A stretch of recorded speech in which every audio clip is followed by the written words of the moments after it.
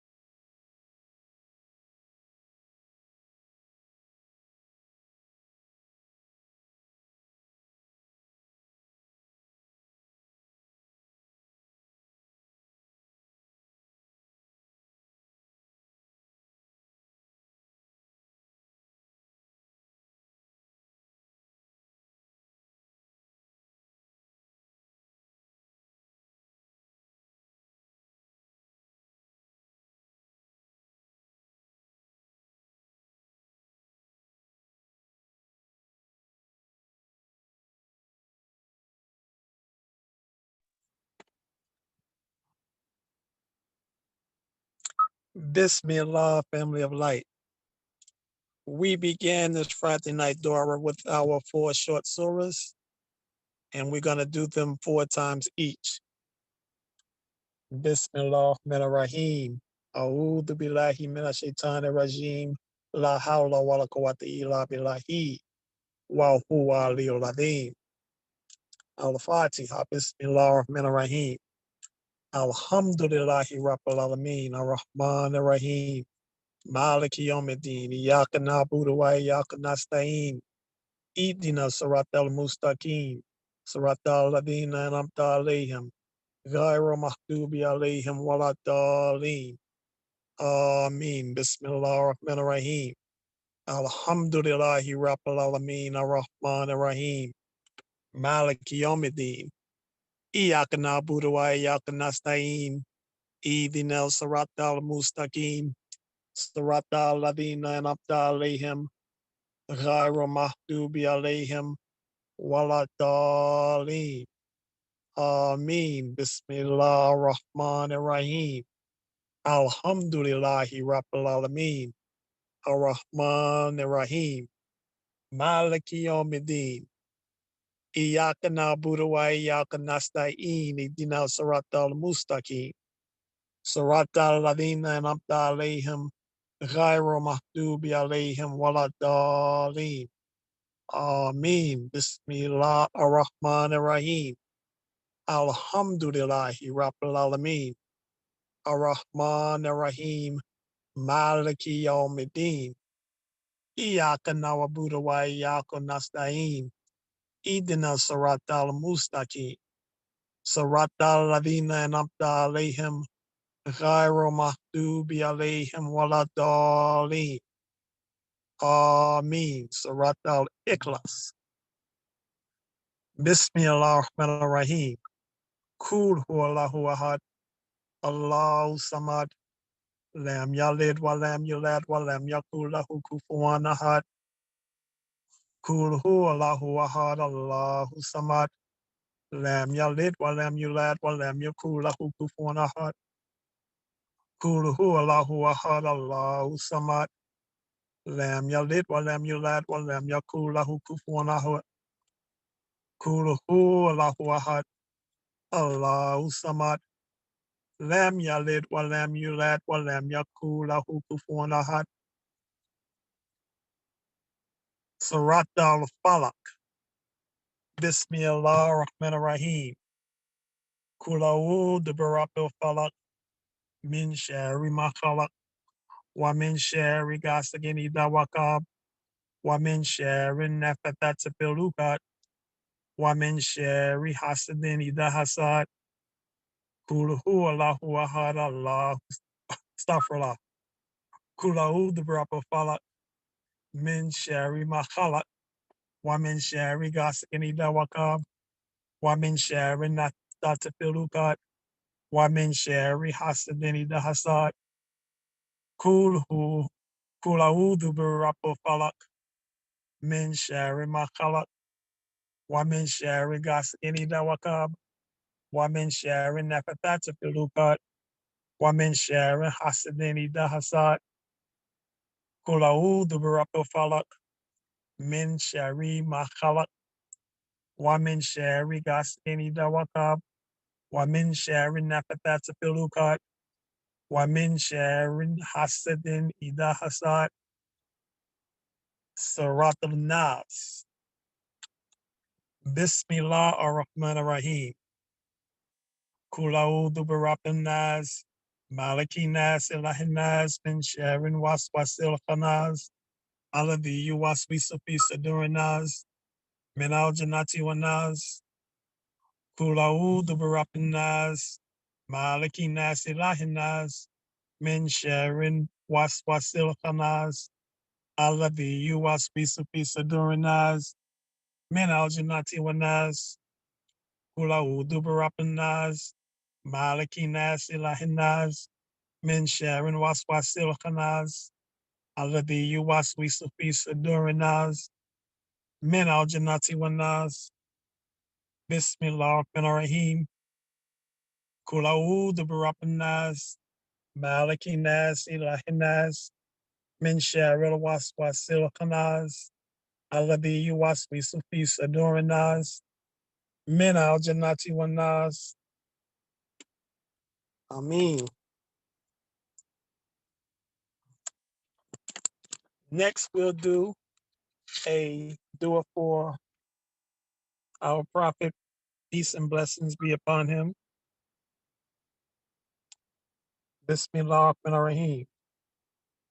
Allahumma salli ala Sayyidina Muhammad. Al-Fatihi lima ublika wa katimi lima sabaka. Nasir al-Haqi bil-Haqi wa hadi ila siratikal mustaqim. Wa ala alihi haqqa qadrihi wa miqdarihi al-adhi. Allahumma salli ala Muhammadin bi adati and fasu makhluqati. Allahumma salli ala Muhammadin bi adati ash'ara majudati. Allahumma salli ala Muhammadin bi adati hurufi lohi wa da'awati. Allahumma salli ala Muhammadin bi adati bidayati wa nihayati. Min amadumi wa majudi ila dilafadi. Wa sallallahu ala kairul kalfihi Muhammad. Wa alihi ajma'in. Ameen, ameen. Bismillah ar-Rahman ar-Rahim. We give thanks for the opportunity to gather again for this Friday night Darrah. We give thanks for one another. We give thanks for our Sheikh in the Holy City. We give thanks for the Sheikhs, the Imams, the disciples, the jurans of our Darrah and all of the families connected thereto. We give thanks for the wisdom that will come forth this evening from our great brother Shariq. And we know that we will be filled with the light that has been poured into him to dispense to us this evening. Barkay Sheikh Afdubamba, Barkay Sheikh Ibrahim, Barkay Serene Follow, Barkay Serene Salihu, Barkay Sheikh Sufi Bob, Barkay Sheikh Sufi Bob, Barkay Sheikh Sufi Bob. Assalamu alaikum, brothers and sisters of the Darrah. We are ready to get started with our presentation. We certainly give thanks for our Sufi master scientist, Brother Sharik. And we know that he's going to have some dome-blowing information and insights for us to ponder upon and to build upon and to grow with this evening. So definitely get your pens and your paper out and be prepared for what he has in store for us tonight. Assalamu alaikum, great brother. Wa alaikum assalam wa rahmatullahi wa barakatuh. Thank you so much, Sheikh Idris Ba. Assalamu alaikum, family. أعوذ بالله من الشيطان الرجيم بسم الله الرحمن الرحيم وَلْتَكُنْ مِنْكُمْ أُمَّةٌ يَدْعُونَ إِلَى الْخَيْرِ وَيَأْمُرُونَ بِالْمَعْرُوفِ وَيَنْهَوْنَ عَنِ الْمُنْكَرِ وَأُولَئِكَ هُمُ الْمُفْلِحُونَ.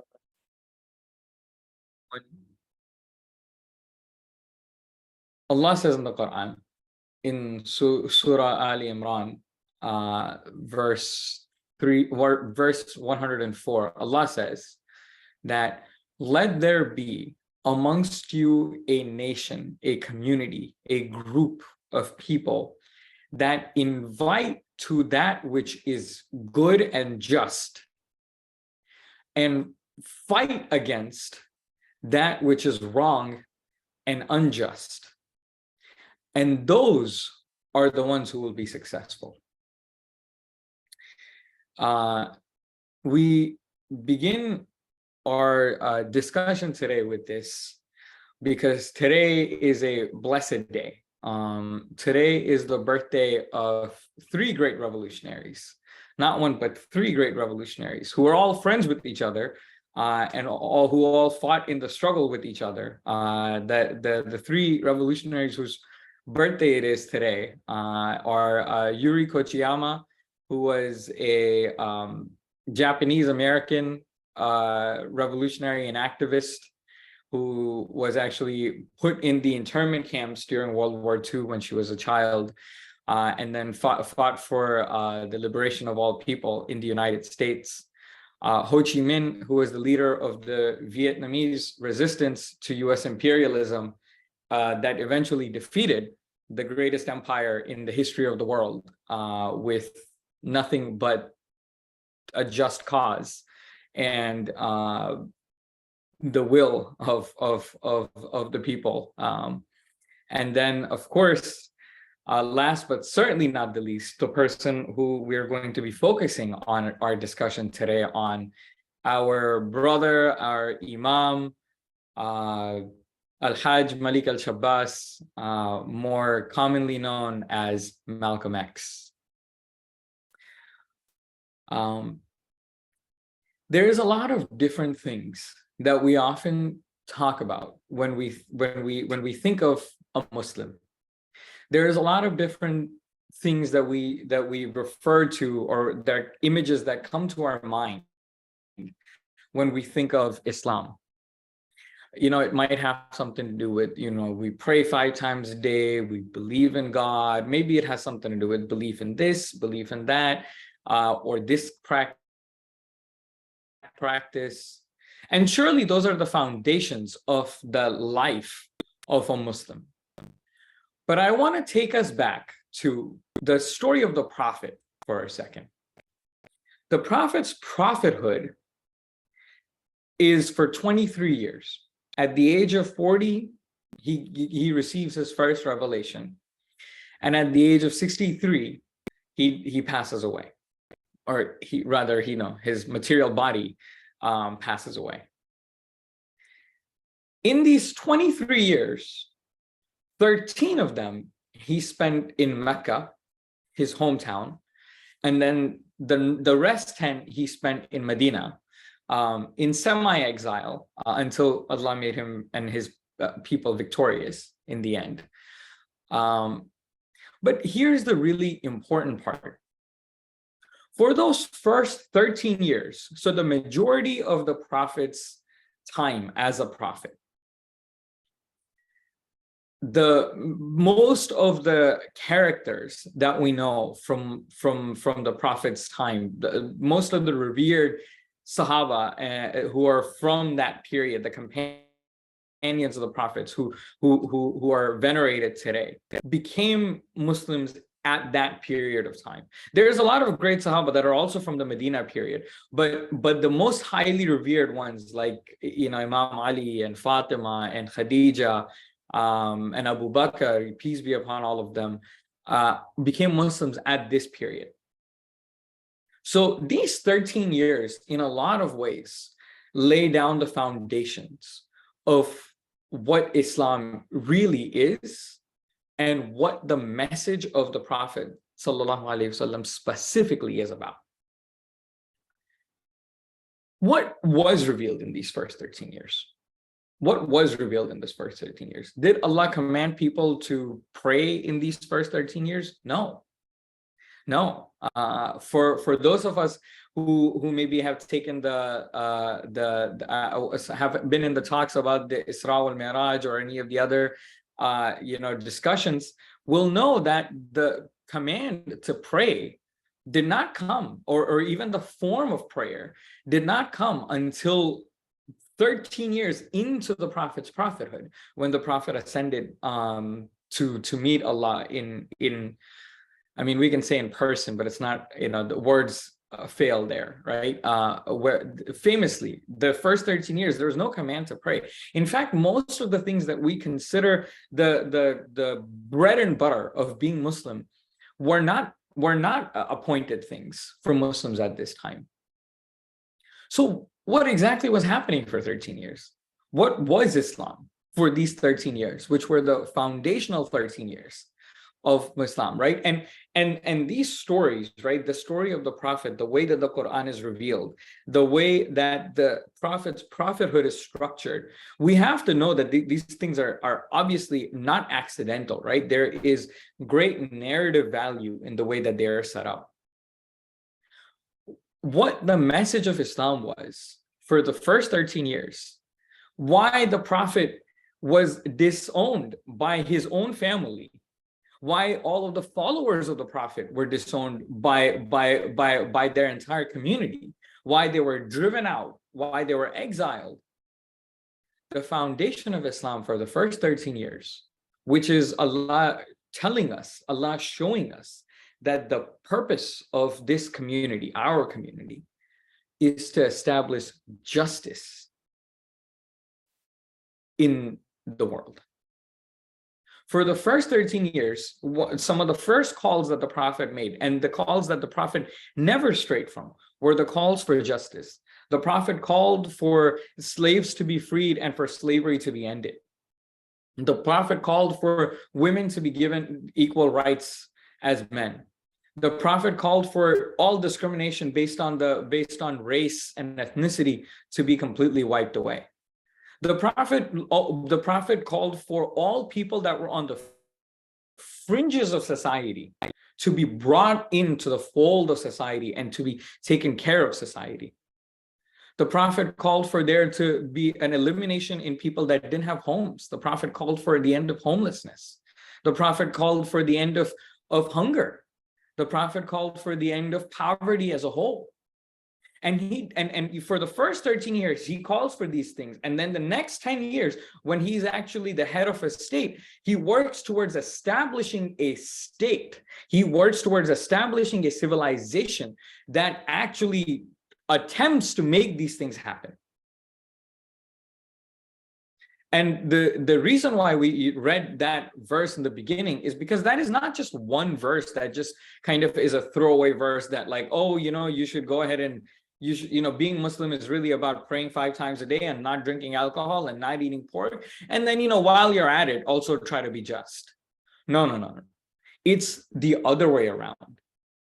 In Ramadan, we talked about the analogy of, the fasting is like putting on basketball clothes, but the actual work of what you do with your mind and your behaviors and your patterns, that's the actual playing of basketball, right?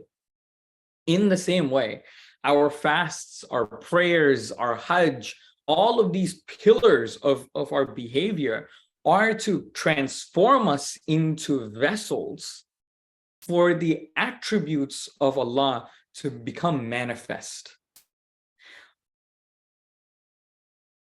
All the attributes of Allah, of course, are they're not to be compared because they belong to the same being. But first and foremost in Islam's message is the attribute of establishing justice. Again and again and again and again, the Prophet and the Quran directly tell us. The Quran says that if you see an injustice occurring, then fight it with your own hands. This is what the Islamic doctrine is. Fight it with your own hands. If you do not have the power to fight it with your own hands, then speak out against it. If you do not even have the power to speak out against it, then hate it in your heart. And this is the bare minimum level of Iman. This is the bare minimum level of Iman. This is what we are taught in our religion. This is what the Prophet fought for. You know, a lot of times, you know, people, the way that the narrative of the Prophet's first 13 years is talked about is the Prophet came and said that, you know, we should all worship one God, and that's why the Meccan leaders were really upset with him, because they were so religious, and they were so, you know, they were so dedicated to their gods, and that's why they hated him. You know, anybody that's lived in this world a little bit knows that the ruling classes don't actually care about beliefs and things like this. The ruling classes always care about profit, not prophet, right? They always care about how they can become more and more powerful, and how they can extract more and more material resources out of the working and the poor people. That's what the ruling class of any society, at least so far in history, wherever there is a ruling class, is always trying to do. So the actual reason that the Meccan leaders, who are all the Prophet's cousins, you know, some of them distant cousins, but they were all fairly, you know, they're a few degrees of separation away.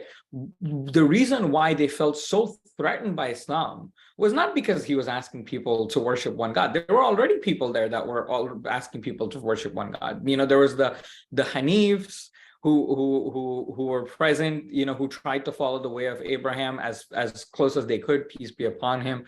There were Jews, there were Christians who were worshiping one God, you know, and all of these people were pretty much coexisting in the Meccan society.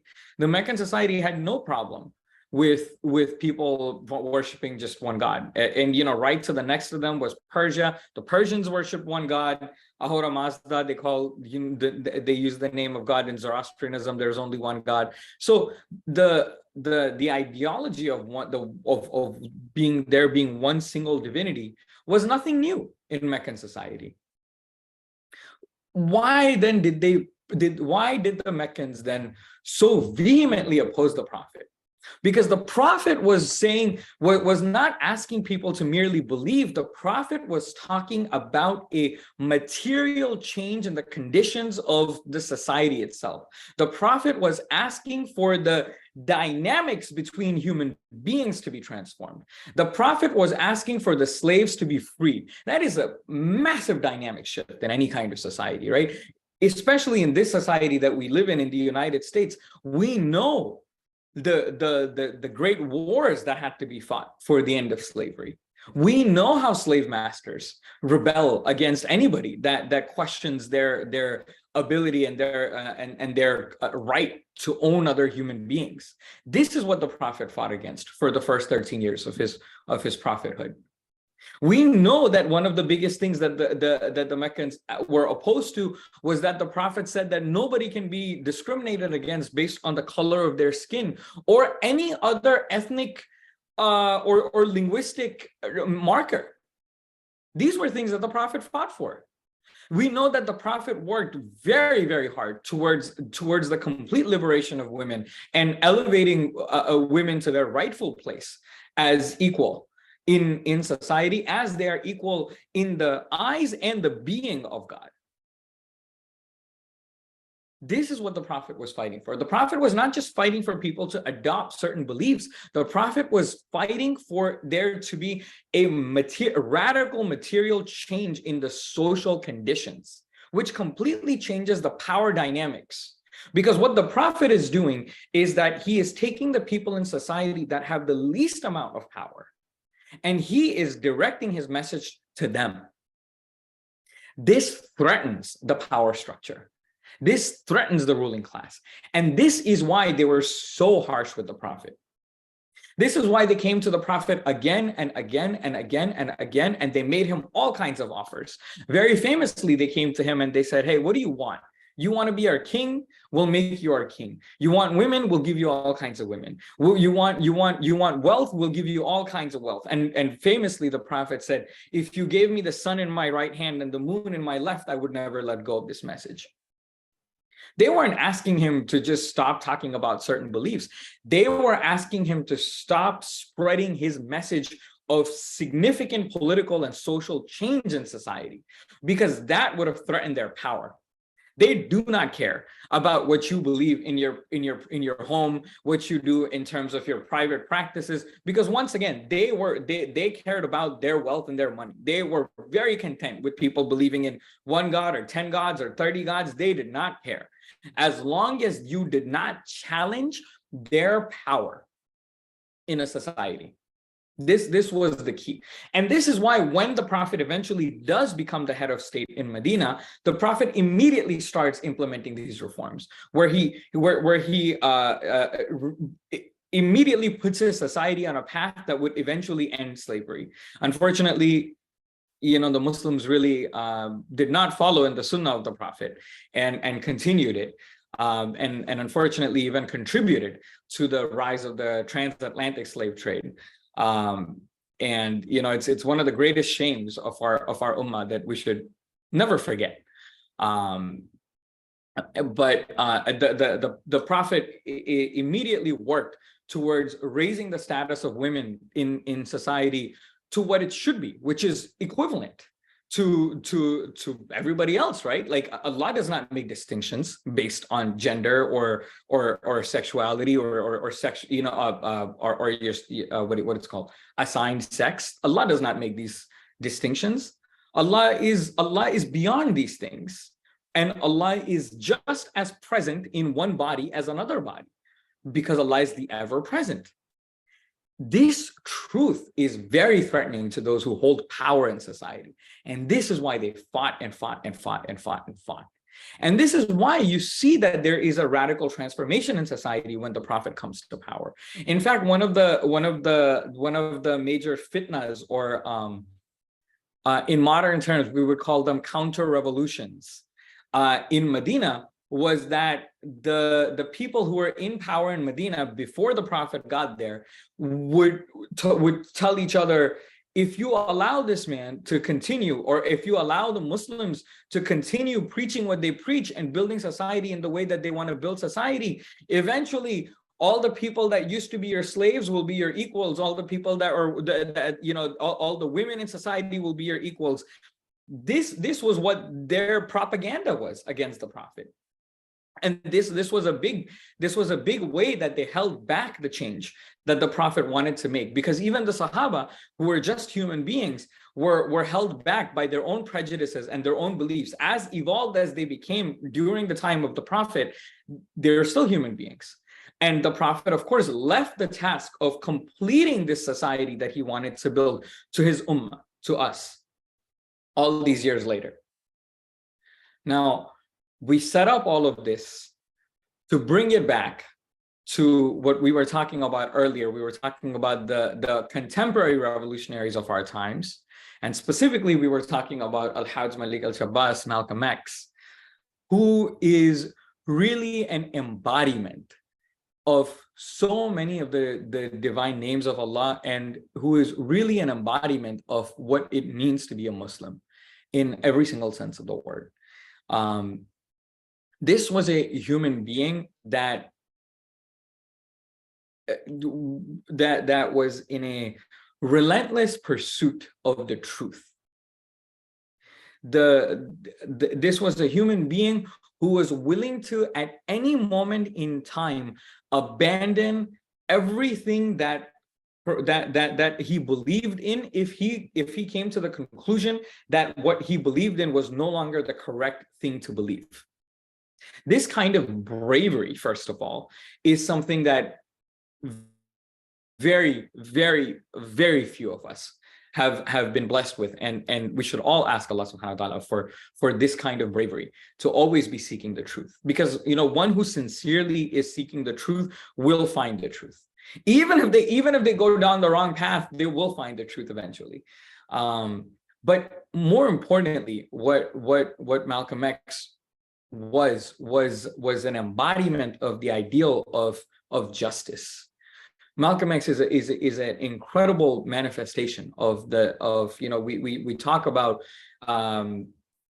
taking a name of Allah and really working towards putting that ideal into practice in our embodied life. And by unlocking one ideal, inshallah, we will unlock all of the ideals, and then we'll become living manifestations of the highest ideals. And Malcolm X really embodied the ideal of al-adl, the just. He worked his entire life to, we talked earlier that in Islam, we talk about, if you see an injustice, fight it with your hands. If you do not have the power to fight it with your hands, fight it with your words. And if you do not even have the power to fight it with your words, then fight it in your heart. And this is the least of faith. And Malcolm very much so fought it with his words. One of the best to have ever fought it with his words. And his words were about fighting with your hands, organizing to when you could fight it with your hands. But all of this is really to bring us to the realization, right, that going back to the verse that we started off this talk with, which was, and let there be amongst you a group, a nation, who is always fighting for justice and who is always fighting against oppression, and only those will be successful. A lot of times we think of the prophet and we think of the other prophets, right? Like we think of Moses going to the Pharaoh and fighting against the oppression of his people, or we think about Jesus, Isa alayhi salam, fighting against the Romans. There's very few things that we can say for a fact that we can agree on about the historical Jesus. One thing that is a fact that is known about the historical Jesus is that he was a revolutionary fighting against the Roman Empire. And we think about the prophet who was fighting against the ruling class of his time. Even though he himself was born into the ruling class of his time, and he fights against his own, like he could have just lived his life as a rich man. He could have lived his life as a powerful man, but he chose to fight against these institutions that would have given him power, and instead fought for those who did not have power. And did not fight for them as, oh, I'm going to fight for you and you sit there. No, he gave them the tools to fight for their own liberation. These stories a lot of times can become obscured for us because we think, oh, well, they were so long ago, or they were messengers of Allah, they were special. But Allah does not give us these stories to tell us about special people back then. Allah tells us these stories so that we may find these characteristics within ourselves. Blessed Sheikh Sufi, truly blessed to be in your presence, Sheikh. Thank you so much for gracing us by being here. So the reason why, I really wanted to commemorate this day, which is, once again, for the people joining us late today, or not late, but, you're joining when Allah intended for you to join. Today, May 19th, is the birthday of three great friends and three great revolutionaries, Yuri Kochiyama, Ho Chi Minh, and Malcolm X. So we are talking about the ideals that they lived for and the ideals that they fought for. And so very much so, we have to be very clear on what is our role in society, because Muslims are not monks. We do not become monks. We do not leave society and then go sit in a temple or go sit in the mountains and just take in good vibes. That's not what the path of Islam is. We do separate ourselves from society time to time to build our inner connection with the source. But then we always have to return back to society. to contribute back to society, to transform society materially, not just with our words, but actually transform the conditions of the people. Right? Allah, the Prophet says that, you know, if you, whoever goes to sleep with a full belly and their neighbor is hungry is not a real Muslim.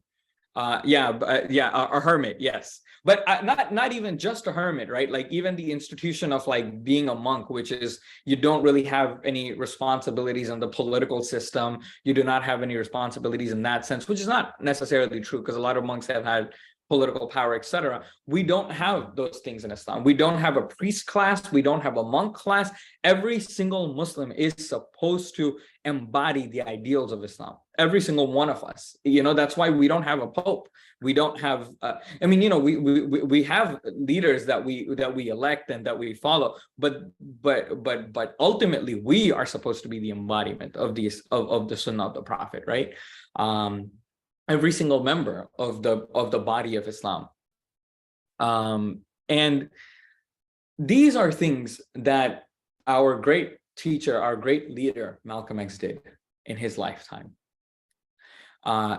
Malcolm X, we talked about, was always fighting for the truth, which, you know, oftentimes can seem as an abstract concept. What does that actually mean? What do I specifically mean in the real world? It means that he always fought with himself and with the world that he was born in to understand the mechanisms by which the system works and oppresses his people, which, you know, he started off with seeing his people as a small group of people, and then it expanded to his people being, you know, I mean, you know, we can't get into the whole story of Malcolm X, but there's no better resource to learning the story of Malcolm X than his own autobiography, which really we should all be reading. It's one of the most influential books ever written. Even the New York Times, which is, you know, the just rich people's newspaper, you know, called it, I think, if not the most influential, one of the most influential books of the 20th century. And it's certainly one of the most influential books ever written. His entire life story is his sense of who am I and who are mine constantly increasing, right? He starts off in life, well, not starts off, but, you know, at one point in his life, he's just looking out for himself. He's doing what he needs to do to live on the street, to survive on the street. He's thieving, he's selling things, you know, he's taking things, and it's just him. He's just looking out for himself. That expands to eventually, no, I gotta, then his eyes are open and he looks at, oh, well, I gotta look out for my community. You know, people that are in the Nation of Islam, those are my people. So then it expands to, no, all Black people in America, they're my people. I have to fight for all of them. Then it eventually expands to, oh, actually, no, not just the Black people in America, but all Black people everywhere are my people. So then it expands to, oh, actually, no, you know, in Islam, all of humanity and the liberation of all of humanity is within this. And this is not to undermine the things that have been built there, right? It's not like he got to the end and he was like, yeah, the billionaires and, you know, the rich people, they are my people. He never got to that point, because you should never get to that point. The oppressors are not your people. Right? He gets to a point of seeing the ideological foundations of the society he lives in, which is, and he often says, right, the system that we live in, that's why his critiques were always of the system. And you know, to follow in his legacy, which is also to follow in the legacy of all of the prophets, is anything that does not critique the system of political power is not really a real criticism, right? If we're not critiquing the actual systems that we live in of real power in this world, then we're kind of fooling ourselves, his critique was always of the system that we live in, which is the system of capitalism. The system of capitalism, which inverses the verse that we talked about, right? The verse says, and let there be a nation amongst you that is always enjoining justice and forbidding that which is evil and fighting against injustice, and those will be successful. Capitalism is the reverse of that. In capitalism, you never care about justice. In fact, the fundamental nature of capitalism, is the generation of profit. Profit by definition is the exploitation of workers and poor people. And that is profit. Profit is you pay somebody less than what they are worth. You have somebody produce things for you by basically creating conditions in which they are forced to work for you, by invading their homelands, at a gun, with the threat of poverty, with the threat of all of these things. You force somebody to work for you. You do not pay them the full value of what they have created. You keep that value for yourself. That is profit. That is the definition of profit. That's the actual economic definition of profit, right? It's what you sell a good for minus the cost of producing the good. The cost of producing a good is primarily natural resources and labor. Labor is the biggest cost of producing goods. And so the labor are the human beings. They're not just a cost. They're the actual makers of the product. The workers are the ones who are making the world run. And so to strip them of what they create, of what we create, because I mean, none of us here are capitalists. We don't own industries and factories and things like that, right? Like we're all workers. We all work for our living. And to strip people of that, and the relentless pursuit of profit is what is considered the righteous thing in this society. This is what allows you to morally justify invading other people's lands and committing genocide against them, like the land that we stand on today, and the genocide that has been committed on this land today. This is what you can use to justify going to other lands and colonizing them and taking all of their resources.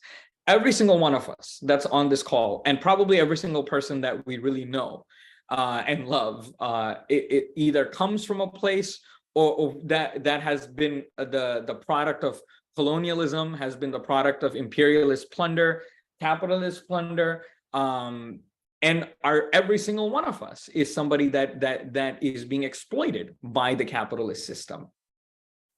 This is the reverse of what Islam is proposing, right? Islam is proposing a system of fairness and justness where the society does not work to enrich a few individuals and invest them with all of the power. Islam is working towards a society where our social relation with each other is above this false god that is capital. Right? Really, and practically speaking, in capitalism, there's only one God. It's very similar actually to this is why we spent so much time talking about the conditions of the early Muslims, is because we live in very similar conditions. Is our ruling class does not care whether you call yourself a Muslim or a Christian or a Buddhist or atheist or whatever you call yourself. It's actually irrelevant. Because there's only one God that they really can allow you to worship, and that is the God of capital. That is the God that you give all of your day to.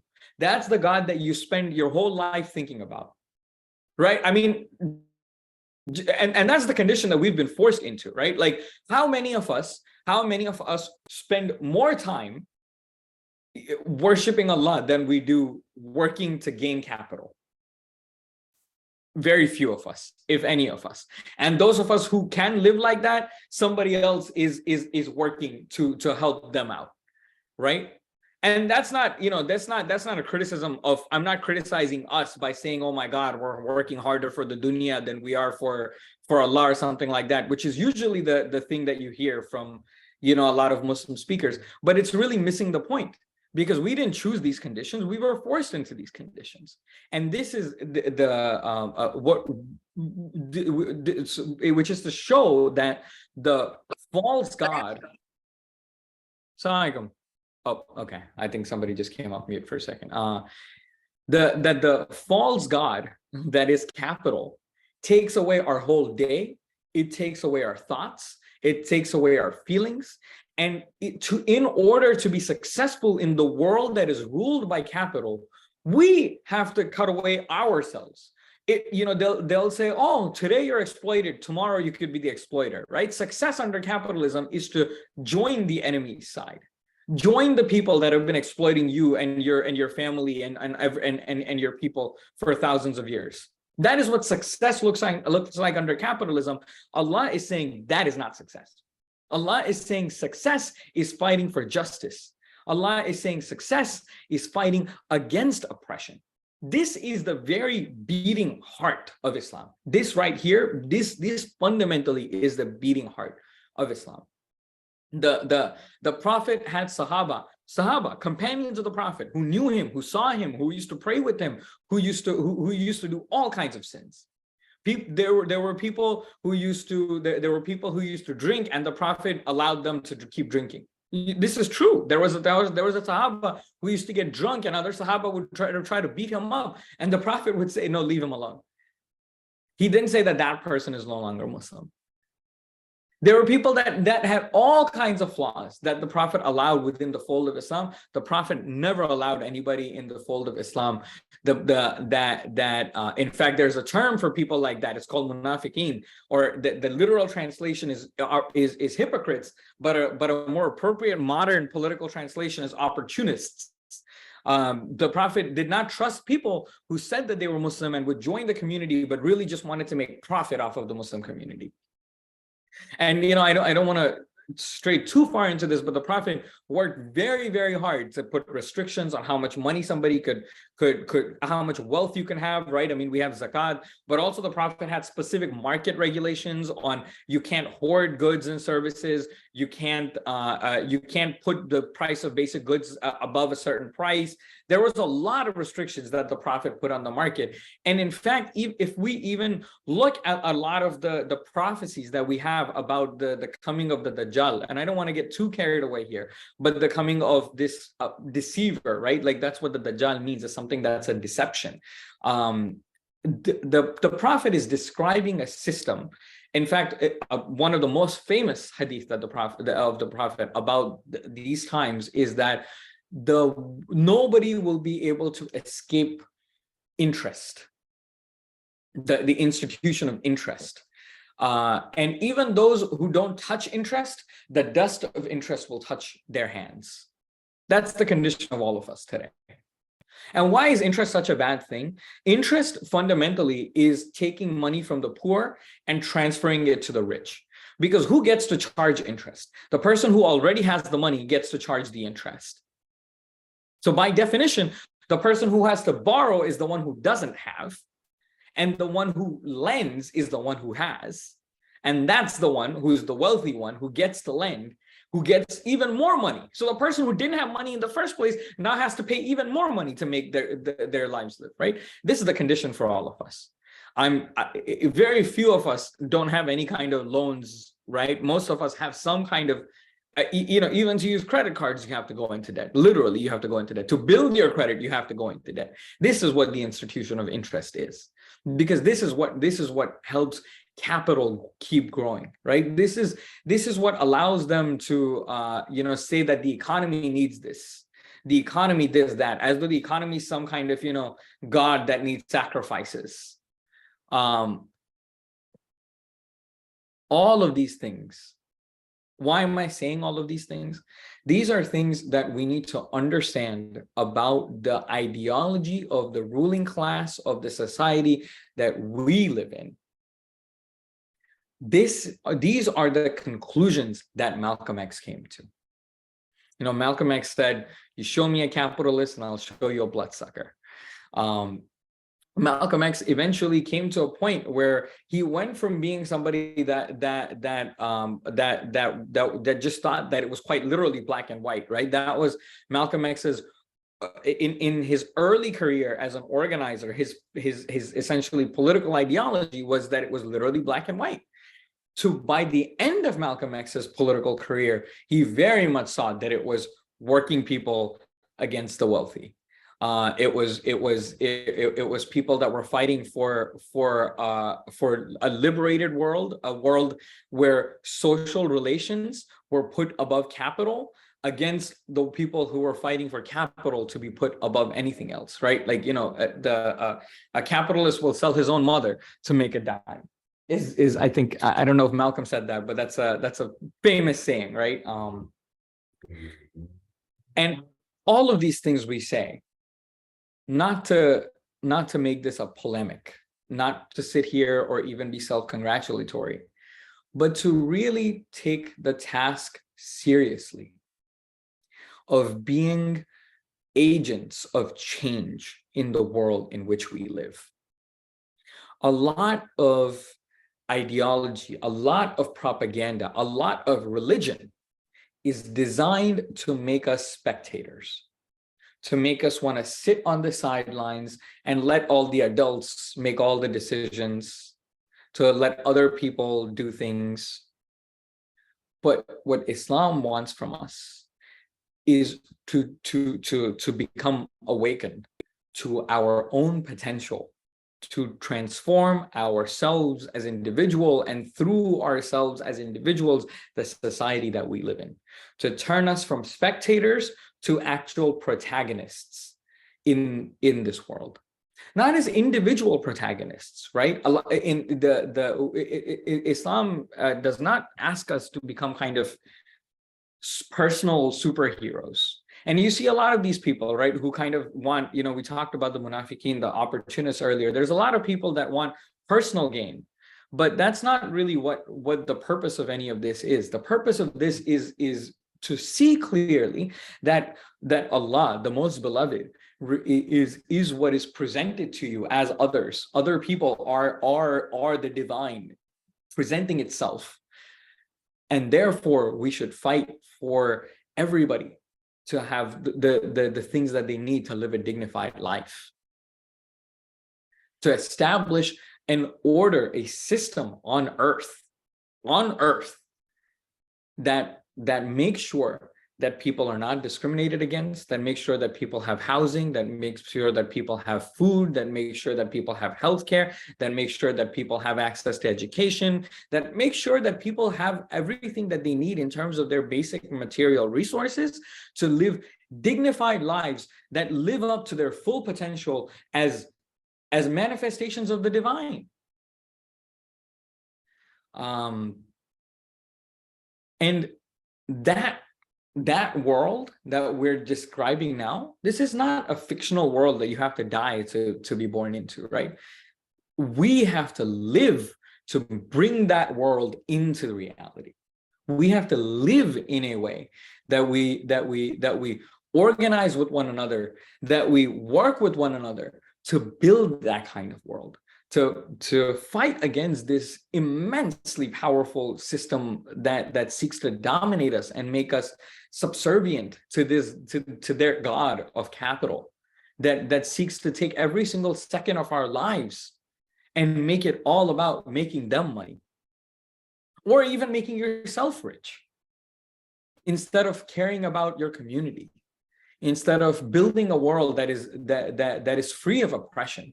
They make it seem like somebody that talks about, if you talk about a world that is free of oppression, they'll say, be realistic, which is to say that, it's not realistic to think that we could ever be in a state of non-oppressiveness to each other, right? We cannot accept this as Muslims. How can we possibly believe that one of the fundamental attributes of Allah, and when we say an attribute of Allah, we mean an attribute of reality itself, right? Allah is not a being that exists outside of things. Allah is the foundation of reality. Allah is the foundation of the universe. That the foundation of reality is inherently just. How can we believe this? How can we possibly say that we are Muslims and then not believe that we can bring a material world into existence that is just? And very much so, the task of this ummah, right? When the Prophet passed away, his last words were ummati, ummati, my ummah, my nation, my people, my people. It's two things. It's many things it tells us, but two things that really tells us is he was thinking about us. And he's not just thinking about his ummah that is back then, right? He's thinking about his whole ummah, everybody to come and everybody that has already passed. He's thinking about us with love and concern, but he is also entrusting us with the responsibility. He is entrusting us with the responsibility to transform ourselves into people who not only take care of ourselves, but take care of the people around us, but eventually to become people that can take on the mantle of making great revolutionary change in this world. The great baton that has been passed on for as long as there has been oppression, there has been the fight against oppression. Right? As long as there has been oppression, there has been the fight against oppression. We today have the opportunity to take up this baton that has been carried from generation to generation for thousands of generations, and have the goal in mind that we can fight for a world and we can build a world without oppression within our lifetimes, and we must believe it as though we can see it. I think it's a comrade of Malcolm X's, Angela Davis, says, it is our duty to, no, actually, I think it's Asada Shakur that says this, that, it is our duty to fight for our freedom. And it is our duty to believe that we can win. That is our duty as Muslims. At the very least, to start off at the basic level of Iman, as we have talked about, the basic level of Iman, which is to understand the systems of oppression that we live under.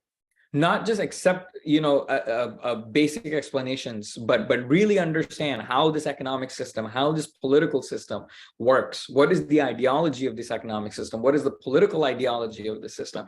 To understand these things and to hate the oppression that it causes. That is the basic level. The second level then is to organize and speak up against it. That's the second level. And the third level, inshallah, which, Allah says Allah will not help a people until they help themselves. What does that mean? If the people already help themselves, what's the help of Allah? Well, you help yourself until this point. You help yourself to bringing consciousness to yourself. Seek out consciousness, seek out the truth, and then help the people around you, the people in your community, to come to the consciousness of the nature of what this world is. When we get to that point, when we organize, when we come to the realization that we, the workers of the world, make the world run, then Allah will make the reality manifest that we should run the world.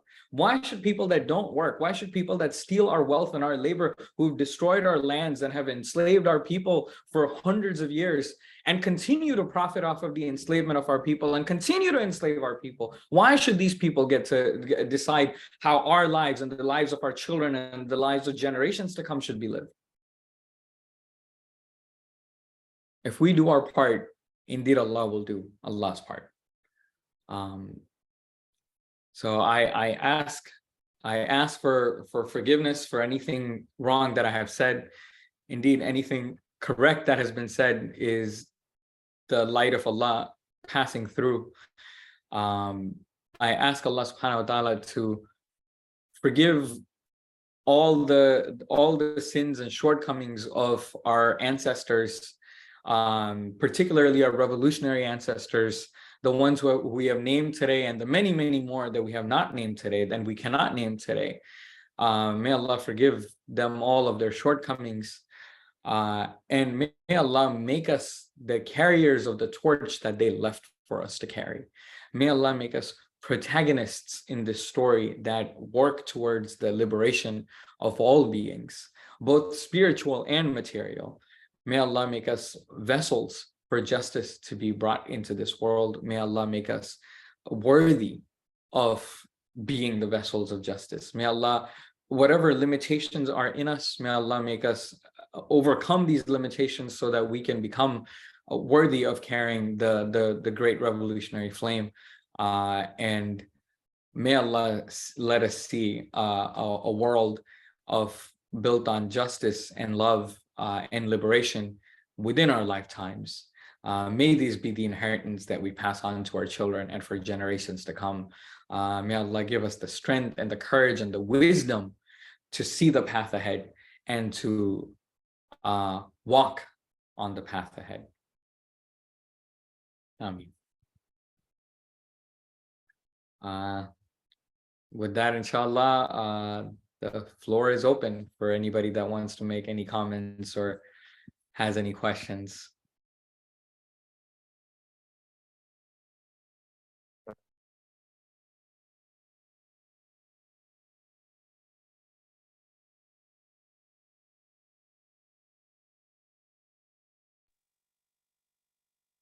Assalamu alaikum, brother. Wa alaikum assalam. Wonderful presentation. Just had a quick question about, speaking of this day being a day of the birth of revolutionaries, what would you see as the best way to be a revolutionary, to stand up for injustice in 2023? That's a great question, brother. That's a great question.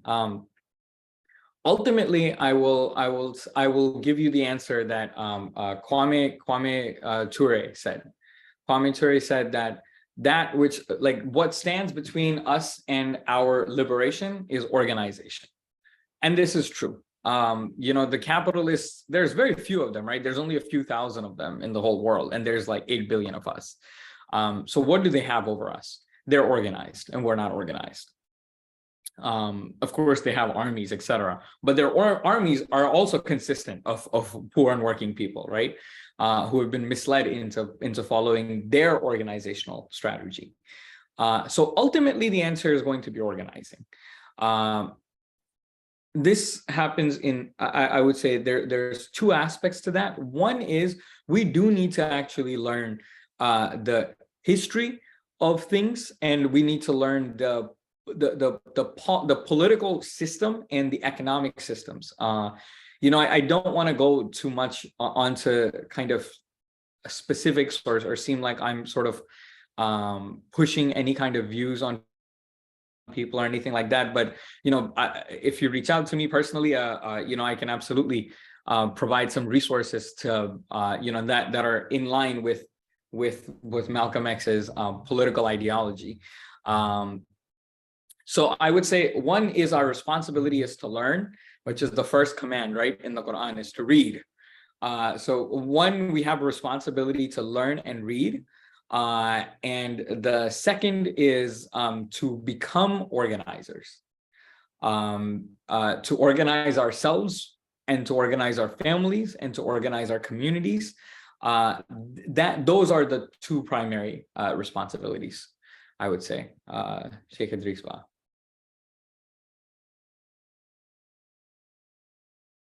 I mean, you know, now, so specifically, who should you organize with? What organization should you join? This is not really the discussion for that. You know, if you want to have a deeper discussion, and this is, you know, I'm saying to everybody here, if you want to have a longer discussion on that, you know, I would be very willing to have that discussion with you. But you know, this is just not the platform for that. Very good answer, Derijef.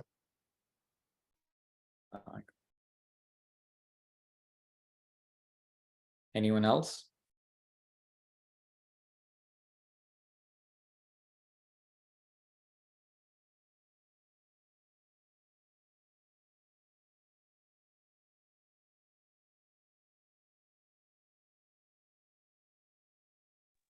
Assalamu alaikum.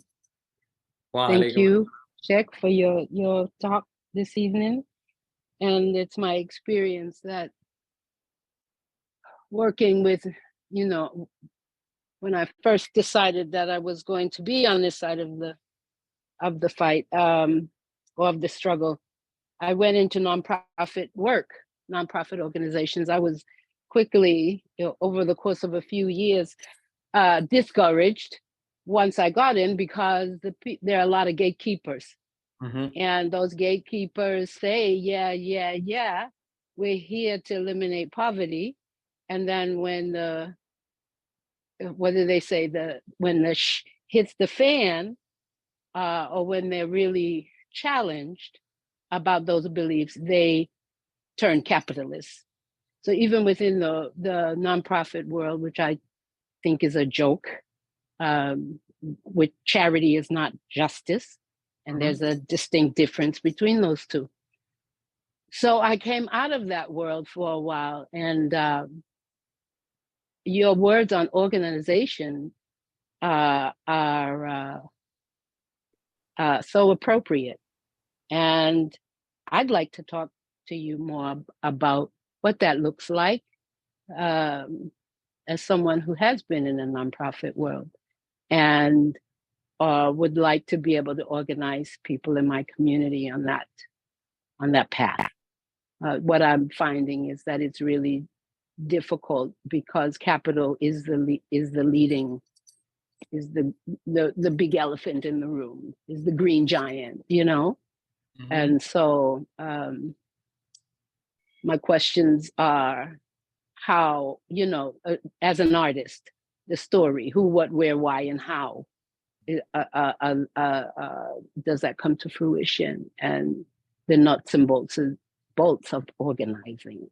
Once we've done the study, and once we know the system, once we've been inside the system, then how do we then organize from a place of justice,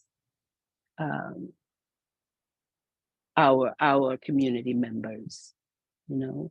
So if you could put your information in the chat, maybe I can contact you as well. Yeah, absolutely. Yeah, I can definitely put that in the chat for folks to contact me. And yeah, I mean, absolutely, sister. You know, I mean, ultimately nonprofits rely on capital to give them the wealth to operate. So there's going to be a fundamental, you know, limit there on how much you can try to oppose a system that you depend on.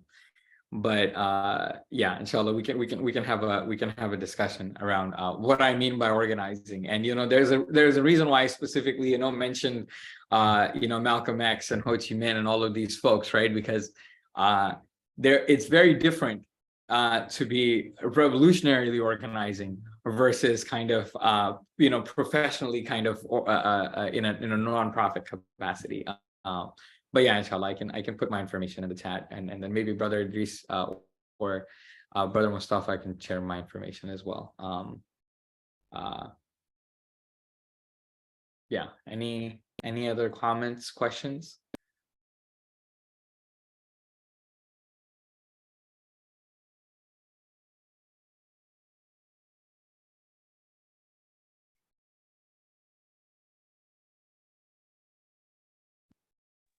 Assalamu alaikum, Brother Shariq.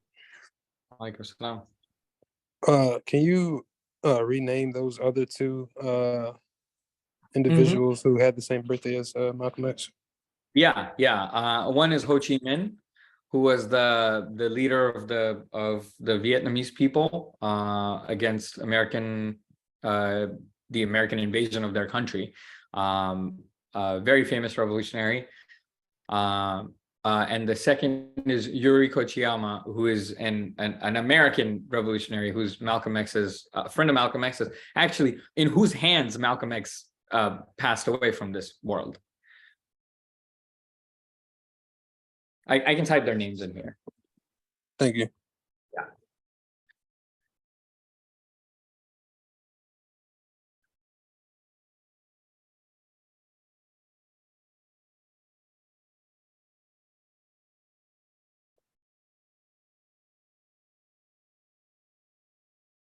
And maybe I can, maybe in fact I can, send some resources to Brother Mustafa, who's really the custodian and guardian of this Darrah group. And, I can send him some resources to maybe share with folks on the other two, because we didn't talk much about the other two, because I really wanted to focus on being Muslims, of course, Malcolm X, and for me personally, Malcolm X has been kind of my North Star for most of my life. So I wanted to talk about him, but really in talking about Malcolm X, we talk about the other two, because they were fighting in the same fight, and were very much aligned on what that looked like.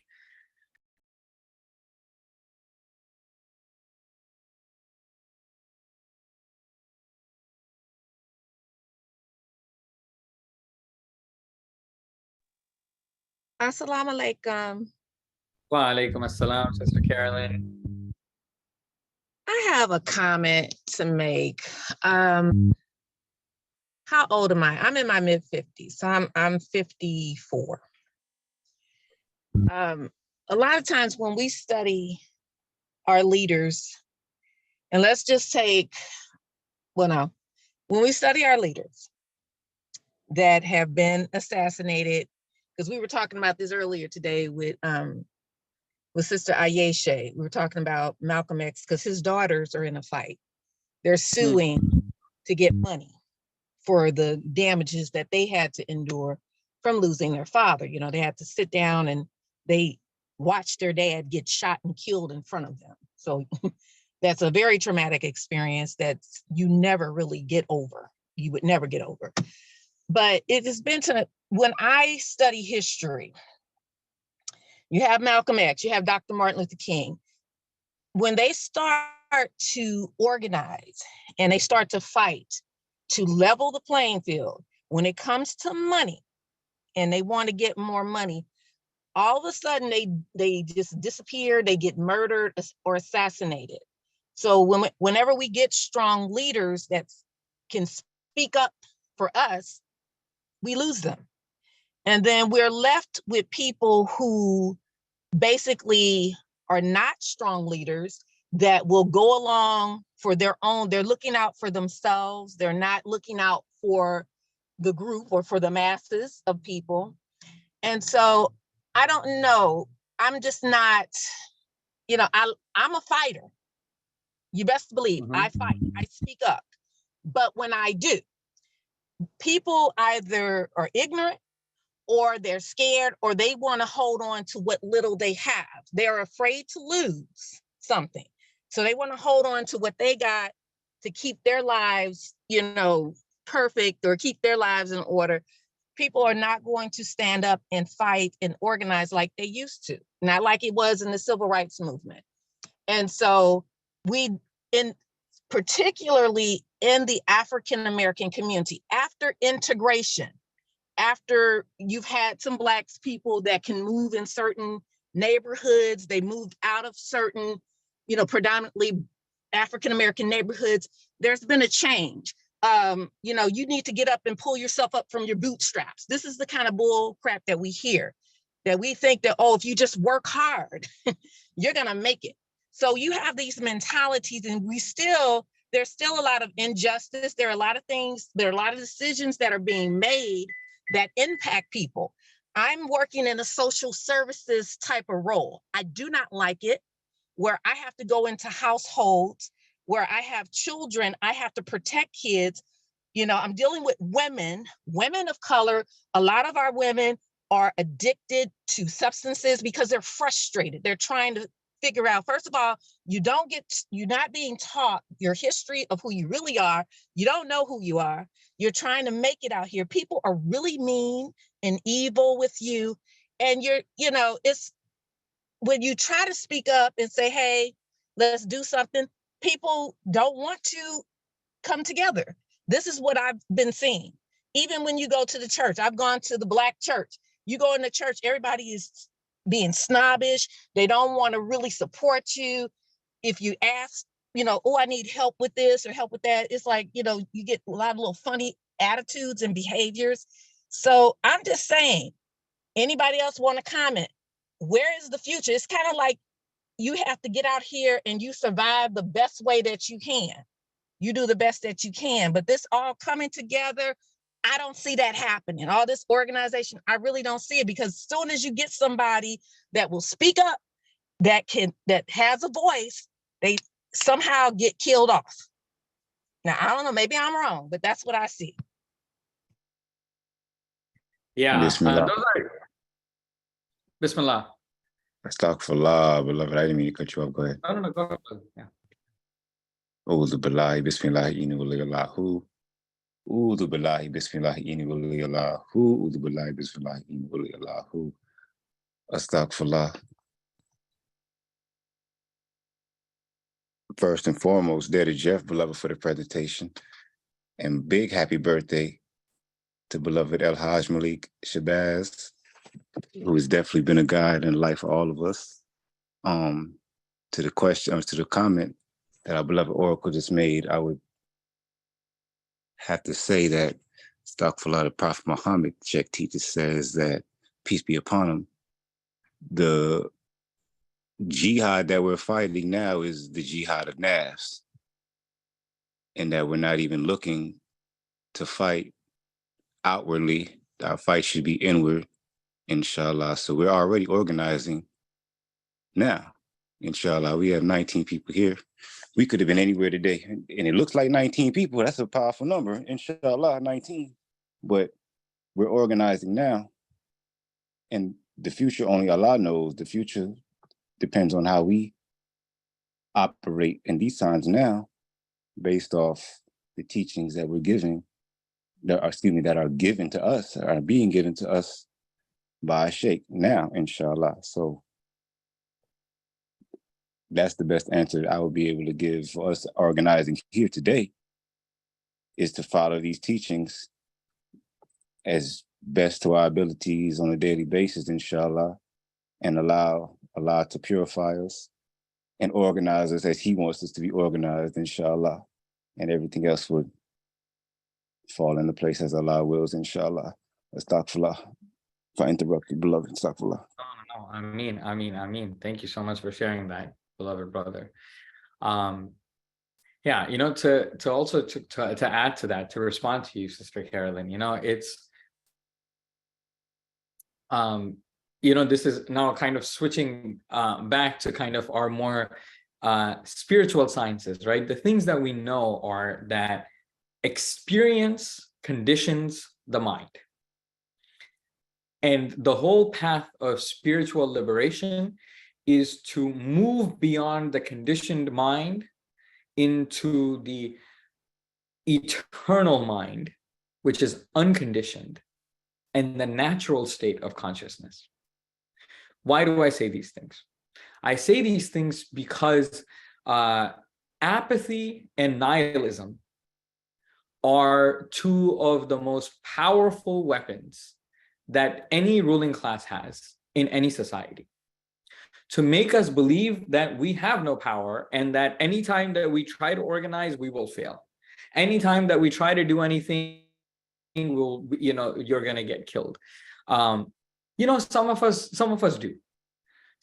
do.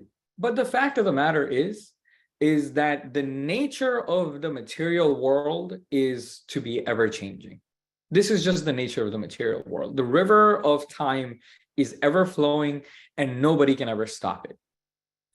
All we can ever do is, while we have our short material lives, to affect the flow in just enough of a way that downstream it has a better impact. A great antidote, one thing, there are two things I'll say to that point. One is, we are often led to believe that from great leaders come great organizations, but it's the other way around. From communities come great leaders.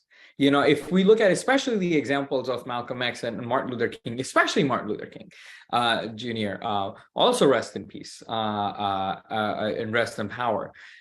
If we look at his example, especially organizing in the South, the organizing was already being done. right? He got there and he was chosen as the face of the movement, but the actual movement was already in place by women, actually, you know, right? Like historically, like that, the women were the ones who were already organizing, like even the marches, the boycotts, all of these things were already thought through, the strategy and all of these. He came in and he was chosen as a good face for that. And he, of course, was a great mobilizer, and he was able to inspire millions of people. But we do not wait for messiahs from heaven to come save us, right? Like they rise from amongst us. When we organize each other, when we work with each other, as you know, as the brother was saying, like then amongst us, we have to become the leaders. We have to create organizations that are not filled with one charismatic leader or 10 charismatic leaders and millions of followers, but millions of leaders. When we have organizations where every single person is a leader, then you create an immortal, unkillable resistance, right? Because then you can kill one person, you can kill 10 people, you can kill 1,000 people, but then 10 million, 100 million will be behind them, standing up. This is the type of organizing that we have to do, right? Very much so.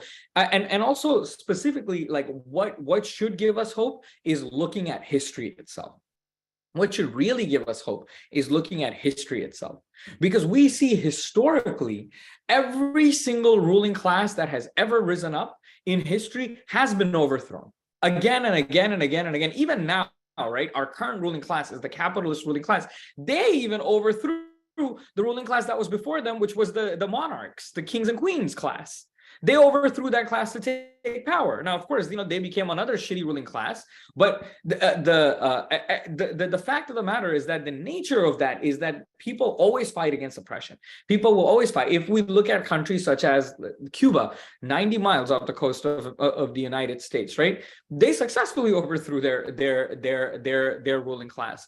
And despite being under a blockade by the United States for the last 50 years that prevents them from getting basic resources, they have very much created a society without homelessness, where everybody is poor because they're not allowed to trade with other countries.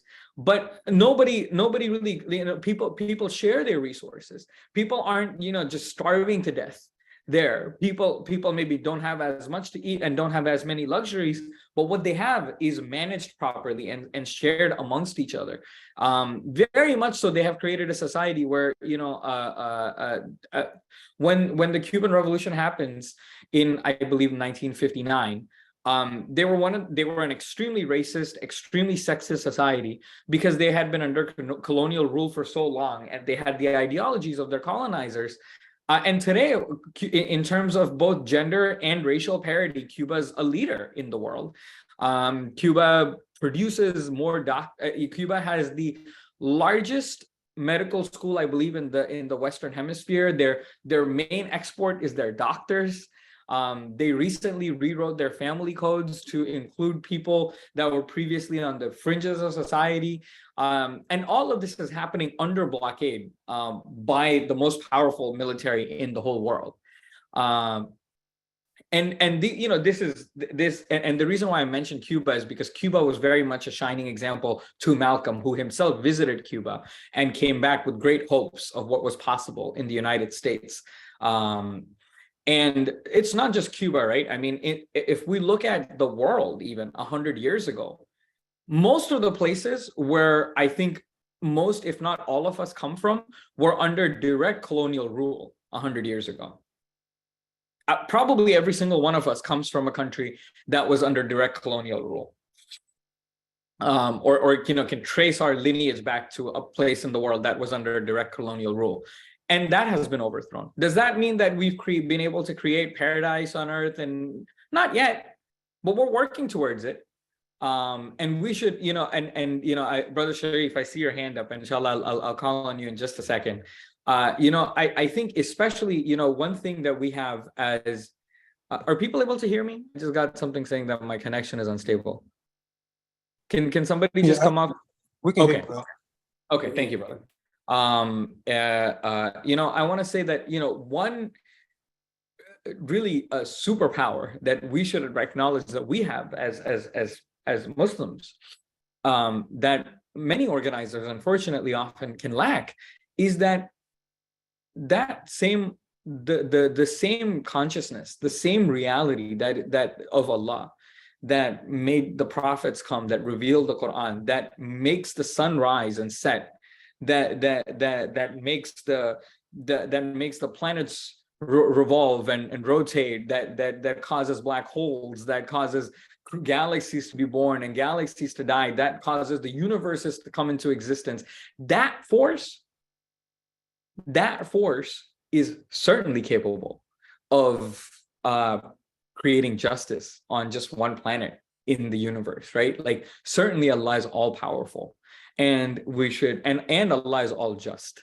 So as Muslims, we should really never lose hope. We should never ever lose sight of the rope of Allah, that, you know, despair will come. Allah even says that, do you think you will try to come close to me and you will not be tested like those that were tested before you?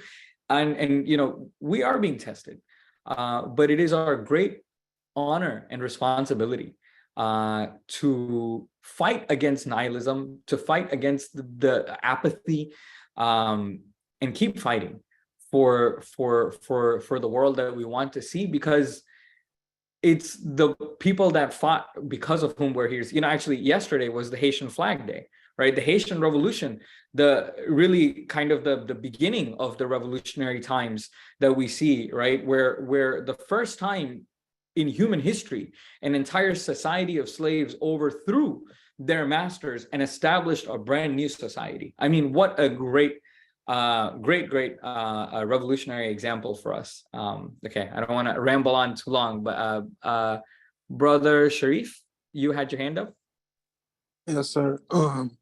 So I got one question, and I guess the other is a question as well. But can you expound on the word apathy, and also, is there an I wouldn't say authentic hadith, but isn't there a hadith where basically the last person that we're waiting on is the Mahdi?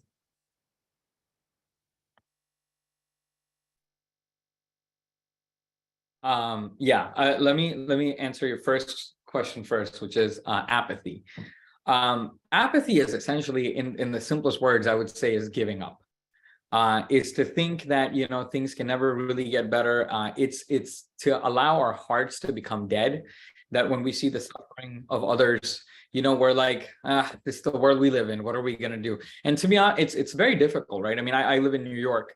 In New York, I mean, you know, you see people that are struggling, you know, people that are in deep levels of distress every single day. You're on the subway, you're walking down the street. Every single day, you see people that are in deep levels of distress, people that need all kinds of help. And you as an individual can only do so much, right? So this is really, I'm glad you asked this question, because this is really a great example of, you know, that we talked about. If you see an injustice, change it with your hands. If you can't change it with your hands, speak out against it. If you can't speak out against it, hate it in your heart. Apathy is when you don't even hate it in your heart. Apathy is when you accept that this is how the world is and this is the only way that the world can be. That's apathy.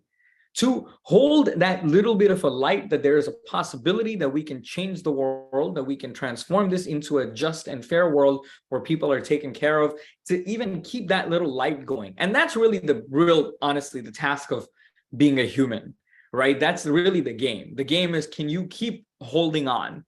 Can you keep the fire going even when it looks the darkest? Because eventually that fire will become the sun. And when the sun rises, all the monsters that look so big and powerful today will be revealed to just be shadows. And so, yeah, the hope and faith, that's really the rope that we need to keep hanging on to. I mean, that's really just that's the kind of spiritual part of it all, to be honest, right? To the question of the Mahdi, there's a lot of hadith about all of these things, about the Mahdi and the second coming of Isa alayhi salam. And there's a lot of debate in early Islam of like, what does that mean? Is that one person? Is that a group? Is this a metaphor?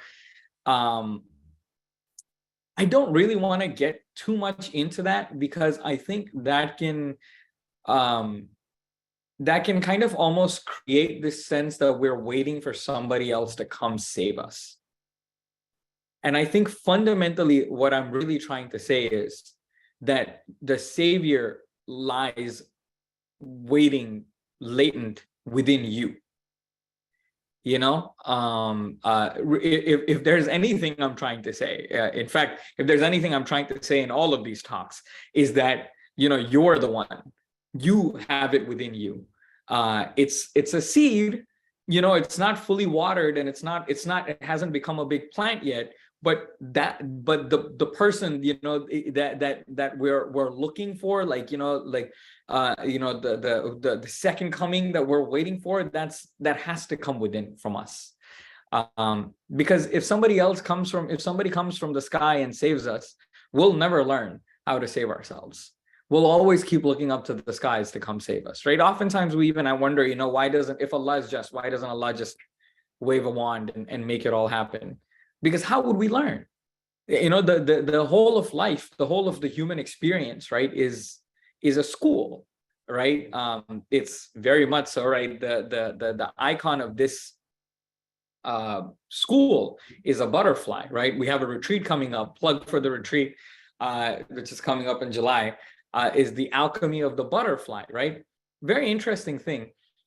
When a caterpillar is emerging from its cocoon into becoming a butterfly, if you actually help the caterpillar by opening the cocoon a little bit, then the caterpillar will not be strong enough to fly as a butterfly. It actually requires the resistance to be able to gain the strength to fly as a butterfly, which is an incredible metaphor for our situation. You know, we must become the butterfly ourselves and not have somebody else open the cocoon for us. So, you know, whatever, you know, mythological figures lie ahead of us in the story, and, you know, by no means am I kind of, you know, I just, you know, I am just saying that we should not wait for saviors to come save us. We should become the ones that we've been waiting for. Hope that helps.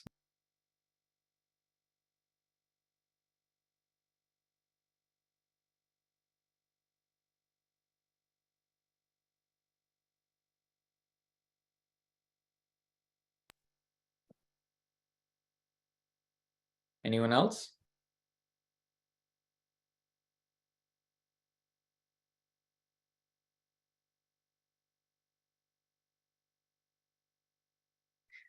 Okay.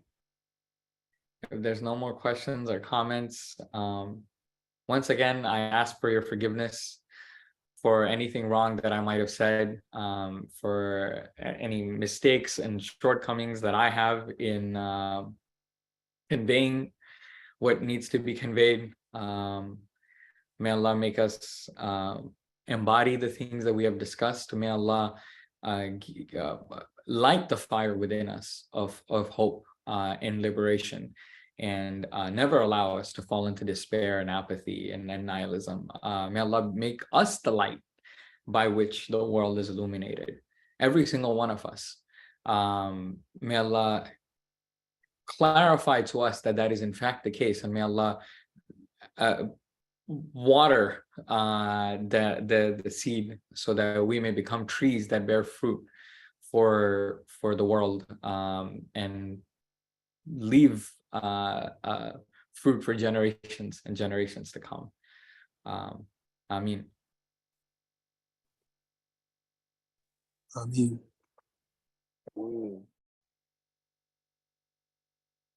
Brother Idris, I don't know if you had anything else you wanted to say before wrapping up, or is that it for us for tonight?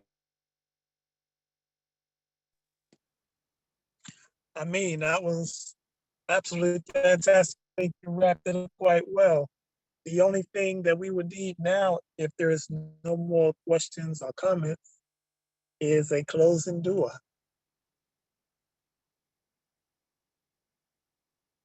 Would you close us out? Yes, inshallah. اللهم صل على سيدنا محمد وعلى آل سيدنا محمد كما صليت على إبراهيم وعلى آل إبراهيم إنك حميد مجيد. Ya Allah, source of all things, reality of all things, truth of all things, ever present, ever loving, all forgiving, the true awareness and foundation of all realities.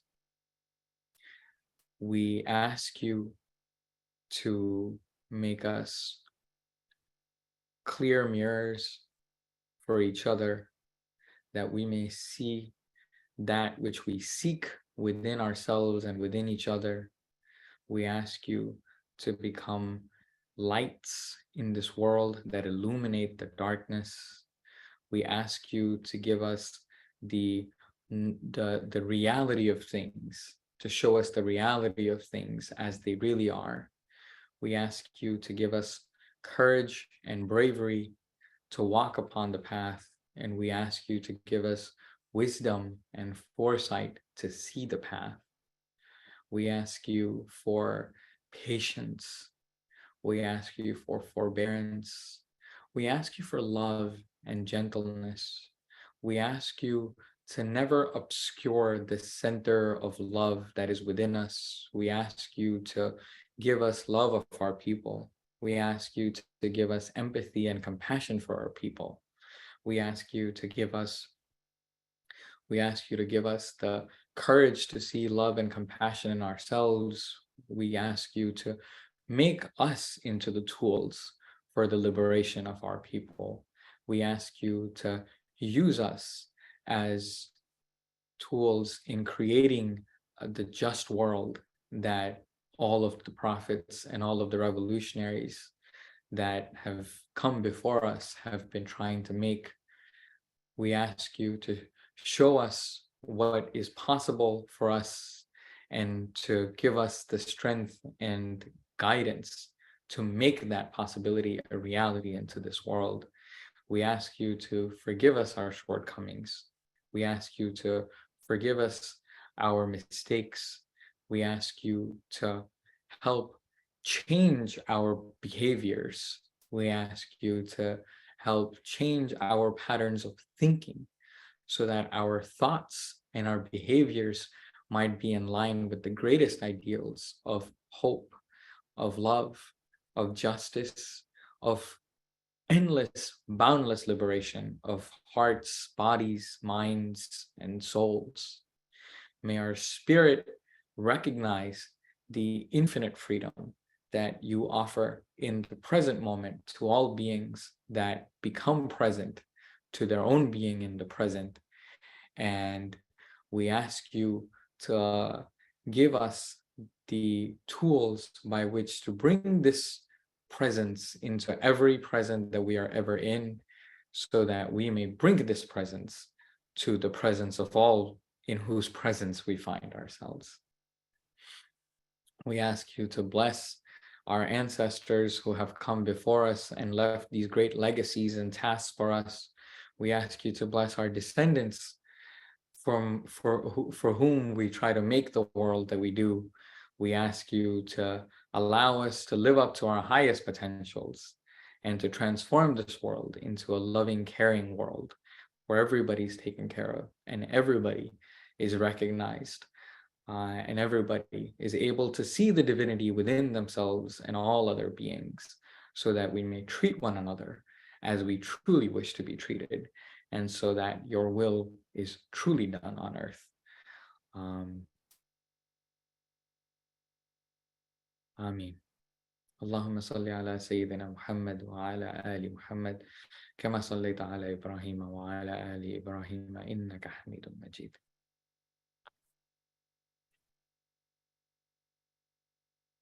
Assalamu alaikum, everyone. Allahu Akbar. Thank you. Alaikum assalam.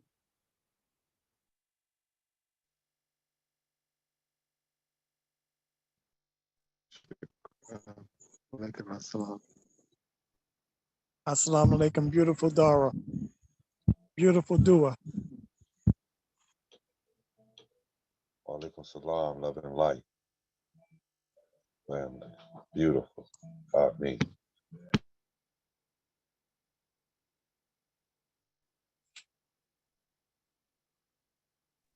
Walaikum salam, Derijef.